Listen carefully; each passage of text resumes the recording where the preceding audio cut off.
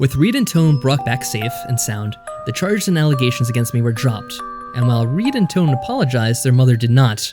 Well, that's a shocker. Still wish we could have seen it though. I was exhausted, but the event made me think about something. It made me think of someone. Someone I couldn't stand to lose. So I found myself standing in front of her house. Oh, yeah, back to Sasha. Throwing pebbles against her window on the 3rd floor of the house. Were there 3 floors? I didn't notice last time. I shivered in the cold.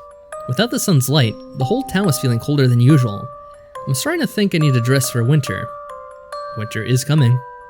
Yeah, I wonder how that works, since there's no sun to, cast its light upon the town and possibly the entire Earth. Aren't we gonna go into a really, really cold state? If we haven't already? I mean, I guess it's slowly happening, but I'm pretty sure it'd be quicker than this, assuming the sun was somehow gone. I blew my hands to keep them warm, if only for a second. Come on, respond. I got no response, even though I continued to pelt the window with stones. It was strange. I couldn't even see any light in Sasha's house. Did her family leave the house? I shined the light on the windows of the 1st floor. They were all boarded up from the inside with wood. What the heck? I ran up and pounded on the front door. No response. I needed to get in touch with her, somehow. I was getting worried now, just what was going on inside. I rushed home and snatched up the walkie-talkie. Sasha, come in. Sasha, respond. I let out a sigh and sunk to the floor. I was starting to give up hope. My mind started to imagine cruel scenarios. It couldn't be they created like a large gas chamber. Would your parents who were so terrified of the night go that far? What? I don't know where you jumped to that conclusion. That's so out there. I didn't want to imagine it. Evan? My heartbeat skyrocketed and my eyes flew open. In an instant I responded. Sasha, are you there? Oh, Evan, thank goodness I finally reached you. Wasn't I the one who was trying to reach her? I could hear Sasha's sobs through the speaker. I can't handle this. Everything is dark. Sasha had grown up with her parents' fear of the darkness instilled in her. Could I do anything to ease her pain? Make it go away. Please, Evan? I can't stand it. Just relax. It'll be okay. It is just the darkness. Nothing to be afraid of. Well, that and the mysterious creatures that lurk in it. But maybe we shouldn't tell her that. But my parents. Forget them. They're wrong. There's nothing to be scared of. I've been out in the darkness for hours, and nothing happened. Well, that wasn't exactly true, but yeah, like I thought, it's best just not tell her about that part. Is there really nothing to be scared of? Yeah, everything's okay. But, don't worry, I'll come and see you. Everything will be okay, and I'll be by your side. You can't. Everything's boarded up.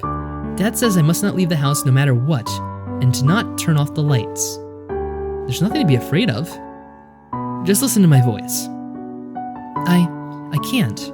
I just can't. I'm sorry, I'm just so scared. I feel so alone. I knew how that felt. Relax, just listen to my voice. Please don't. I won't. We don't have to talk about that. We can just talk like old times. I just can't. That's okay. I'll be the one to talk this time. I'll be your angel for now. What? And then I realized what I said. Normally I don't voice these types of thoughts. Nothing. It's nothing. I tried to laugh it off and make her forget about it. You won't leave me, right? No, I won't. I'll stay on the line until you fall asleep, and I'll be here when you wake up. I won't stray from your side. Thank you. Thank you. Thank you. I frowned just a little as I talked to Sasha. Could I really do this? Sasha had been my strength for so long, but now I had to be her strength. I wasn't a strong person. I couldn't encourage people like my dad. I couldn't make people forget their problems like Riker. I couldn't stand against stacked odds and shrug it off like Reed. What was my strength? Could I be someone's strength? It's okay. You don't have to be an all-star. Sasha seemed to sense my worries. Just trying and being here for me is enough. If you were perfect at this, I think I was talking to someone else. I just want to talk to you, the Evan I care about. He isn't perfect. He's a closet romantic in his mind, but he lacks confidence and prefers to keep his words to himself because of that. But I love him. I wouldn't want him to be any different. He doesn't need to be perfect. So just be yourself. That's all I want, to hear your voice. I let out a sigh and cleared away all my doubts for the moment. I need to focus on Sasha. She was the only thing in the world to me right now. She was counting on me. She needed me just like I needed her. Through this connection, we can walk through this world and all the storms life throws at us because we have each other. Alright, I'll do my best. Yeah, you'd think there might be more riots and mass hysteria occurring. Well, that probably should be the case even for now, but just a hint of the future, there may be some more of that up ahead. In a little while, I think. I don't know what time I fell asleep, but at some point I did. I awoke, hoping it would be light out, but that wish just didn't come true. Good morning, just in time for breakfast. I sat down at the table as Dad put some eggs and bacon on my plate. I suppose the good thing about the whole event from yesterday is that now Dad and I are on speaking terms again. Though we're not on good terms, but it is something. We ate breakfast in silence. You're coming with me today. We're going door to door collecting donations for the emergency fund. And if I don't want to? Evan, why are you going to antagonize him after all this? You don't have a choice. After the events you've been pulling, I'm keeping you in my line of sight at all times. What, am I a little kid again? Evan, I don't need you to babysit me. I mean, after what just happened, you can probably afford to be a little non-confrontational at this point. Let's not start something. You're the one who is starting. Evan. No, you listen, Dad. I can take care of myself. I'm not that weak. Well, except for what just happened the other day, but I guess Evan likes to quickly forget his faults. And then I remembered something. I'm going out. No, you're not. I'm just going to our neighbors. Chill out. Be back in 10 minutes or else. Yes, Mr. Dictator. And just like that, we were on bad terms again. Well, I wonder who's to blame for that. But yeah, this is a good idea. We should check up on Antoinette and see what's going on there. See if she was responsible for any of that. Antoinette should be in her house still. She couldn't have been in the forest. Her body is weak, so she couldn't have left. But that wasn't the only reason I went over to see her. In this darkness, I bet her nurses and caretakers stopped coming to see her. Is she okay? I pressed the button on the gate and waited, but I received no response. I waited and waited. I was starting to get worried. Left with no choice, I scaled the fence, which was much harder than movies make it seem. As soon as I landed on the ground, I was bombarded by dogs. They knocked me down and began to lick me all over as well as whimper. Alright, so the dogs are here, and they're still friendly, so that's good news. They began to tug on my clothes as if they were trying to tell me to follow them. I stood up and they ran to the house. I gave chase, and upon entering the kitchen, I saw Antoinette lying on the tile. Antoinette! I rushed over to her. You have to help. She stretched out her arm. Was she reaching for something? I have to feed them. They need to eat. They're hungry. I followed her arm and then saw a large bag of dog food. You were trying to feed them? In Antoinette's hands were a pair of scissors. It seemed she couldn't get the bag open and had gone to get something to open it, and then she collapsed. I have to feed them. How about taking care of yourself first? Have you even eaten the past 2 days? I have to feed them. They are my family. Think about yourself. How do you expect to take care of them if you don't take care of yourself? Well, answer me. I can't. She squeaked out while tears ran down her face. You have no idea what it's like to be so weak, to not be able to do anything. I can't take care of the things I care about. I can't do what I want. I can't even take care of myself. You have no idea. You have no right to speak to me. Get out. Get out.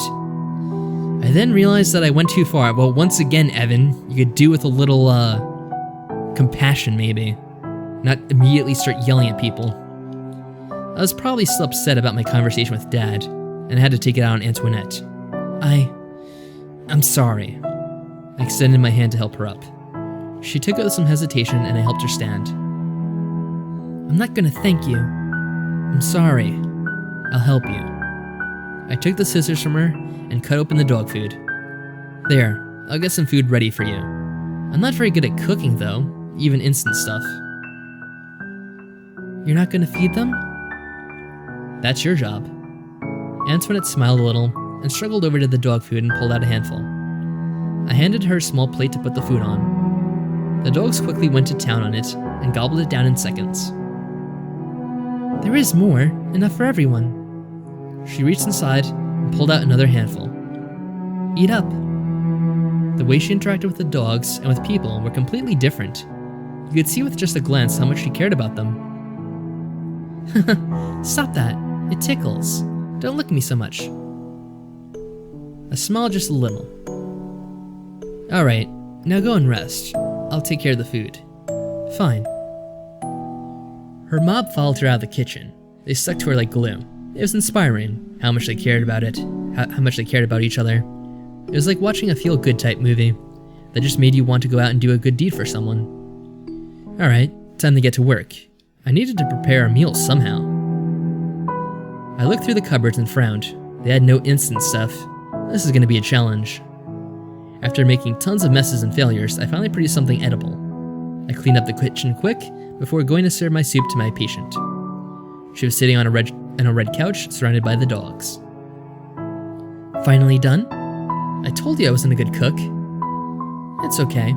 Food doesn't really matter to me. I can't taste it really anyway. What? Anosmia. I was born with it.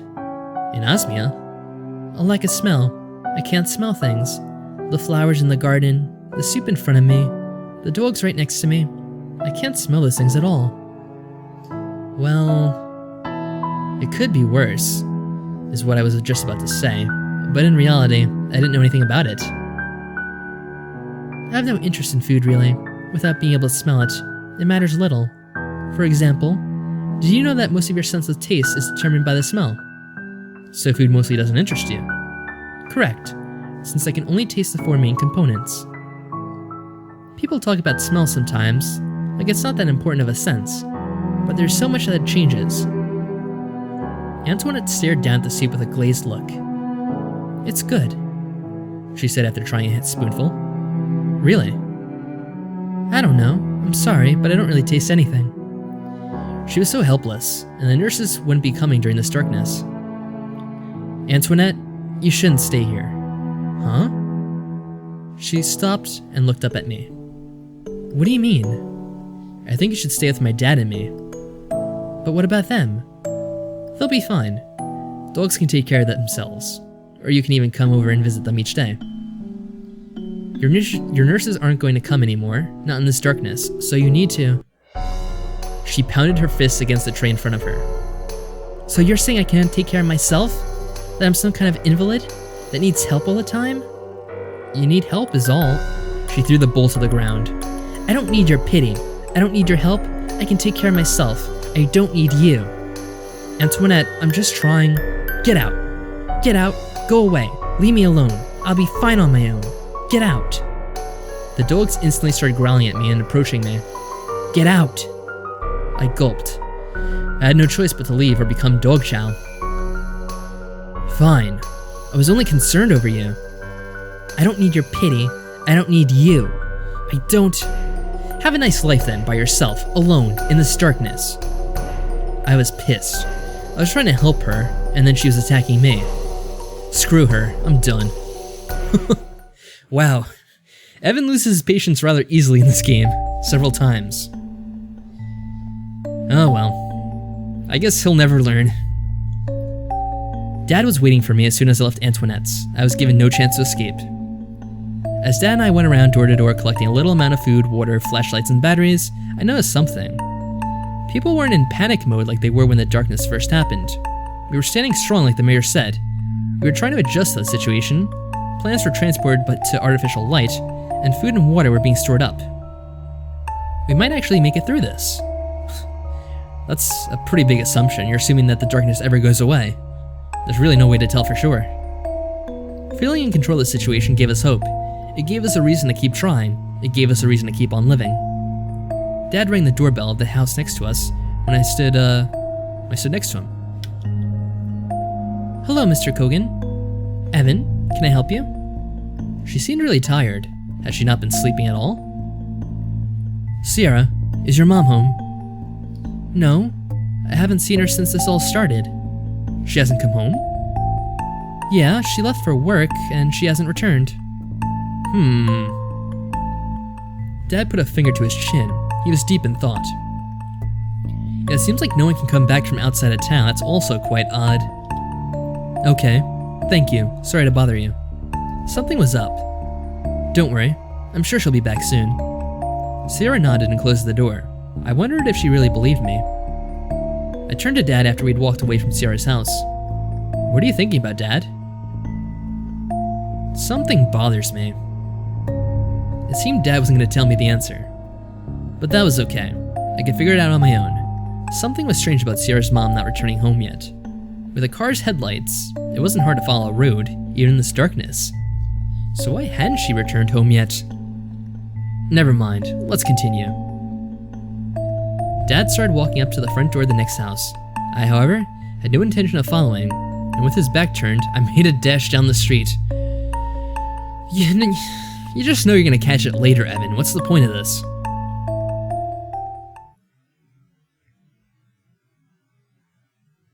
I held the walkie-talkie close as I pressed the button. Oh, he's trying to go see his girlfriend. I kept the lights off in my room so Dad wouldn't know I was home. Sasha, you there? I'm always here. I'm not allowed to leave the house, remember? I let out a sigh of relief. She seemed to be back to her old self. Truth be told, all the talking I did last time had worn me out, and so I didn't want to have to go through it again. I'm worried about something. And you want my opinion? Yeah. Well, speak up. Sierra's mom hasn't returned since the darkness happened. It bothers me. It shouldn't be hard to stay on a road in a car. If you're that worried, why don't you just go check it out yourself? What? Just follow the road. Then you'll have your answer, won't you?